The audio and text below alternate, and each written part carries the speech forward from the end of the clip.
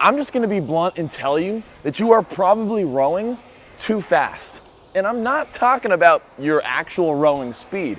I'm talking about your stroke rate. How many strokes per minute you're taking. One of the biggest problems that newer rowers make is thinking that if you drive back hard, you have to come up fast. There is just something about learning a new skill brain that makes you think if you drive back with intensity, you have to rush back up to do it again. But then if you're told to control your return sequence, your brain thinks, okay, then I have to drive back slow too to match a slower return. And we need to stop that. If you want to be successful on the rower, you have to understand that the drive phase and the return phase are two separate entities. And neither one has to be related to the other. You can drive back slow with a fast return. You can drive back fast with a fast return. You can drive back slow with a slow return. And you can drive back fast with a slow return too. You see, rowing is one of the few exercises that doesn't have what we call an eccentric phase, where all the action in a rowing stroke is on the concentric drive back. But on the return, there is literally no resistance. Compared to an exercise like a bent over row, where you can feel your muscles activate as you pull your elbows back, but you can also feel your muscles activate as you extend your arms back out. In rowing, we get nothing on the return. Nothing. Well, not exactly nothing. One thing we do get on the return of a rowing sequence is we actually get more meters. Of course, most of the meters that you get when you're rowing happen from how hard you drive back, but as you take your time to return back up, you can literally watch your monitor and watch the meters continue to tick up. In a lot of cases, especially for any long duration row, there is no need to rush back up to take the next stroke, where we can be gaining meters just by controlling our return. Not only does that maximize the meters of each stroke, but it also gives you a time to think about your technique, and it makes the idea of a long row a lot less stressful compared to if you were trying to rush yourself up every single stroke for minutes and minutes and minutes. So what I'm telling you is you need to slow down in most cases, especially when you are learning to row and you're not trying to just prioritize super short, fast sprints.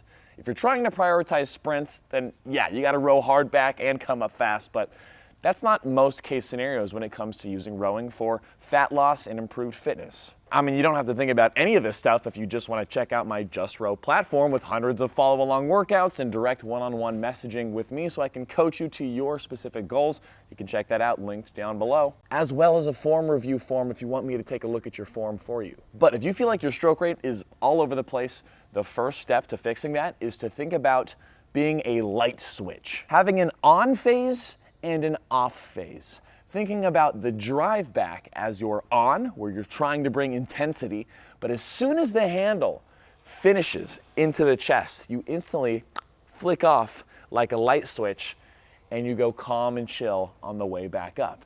So we think on and then off and control. Flick on, go hard, flick off, control yourself back up.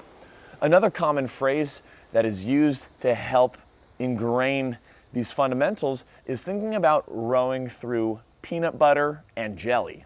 You drive through jelly on the way back. You know, jelly, it's like quick and like slippery and you can just whoosh through, but on the way up, that's where you go through the peanut butter, a big thick wall of peanut butter slowing you down. Drive through jelly, return up through peanut butter.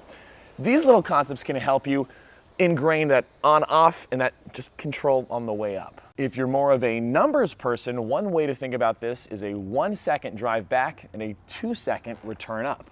1 second back and then 1, 2. 1 second back, 1, 2. Now, is there a perfect stroke rate or an ideal stroke rate? It really depends on your body size, your body height, your experience level, and what kind of row you're tackling. You see, even for the iconic 2,000 meter rowing race that you see in the Olympics, that you see on these indoor competitions, a lot of the top dogs, even the bigger guys, will be able to hold 34 strokes per minute plus for a majority of the race. If you're a newer rower and not as experienced, you're gonna find more benefit going somewhere between probably 28 to 32 strokes per minute. But if you're doing some steady state cardio, working on zone 2 training or otherwise, think 20 minutes plus of continuous rowing, just trying to burn some calories and trying to improve your fitness, you will find this across world national teams that they train a lot of that time between 18 and 22 strokes per minute. And fun fact, that 1 second back, 2 seconds up gets you right to around 20 strokes per minute, right in that sweet spot for aerobic endurance training. A good rule of thumb is that for most training rows that aren't training high intensity sprints or the 2,000 meter row, most of your training can take place between 18 and 24 strokes per minute. Because when we really boil down the quality of a workout, that's gonna be determined by how hard you're pushing yourself on your drive, not necessarily the stroke rate. Remember, you can row as hard as possible at any stroke rate, even something like 10 strokes per minute. You could take your sweet time coming up and drive back with as much force and intensity as possible.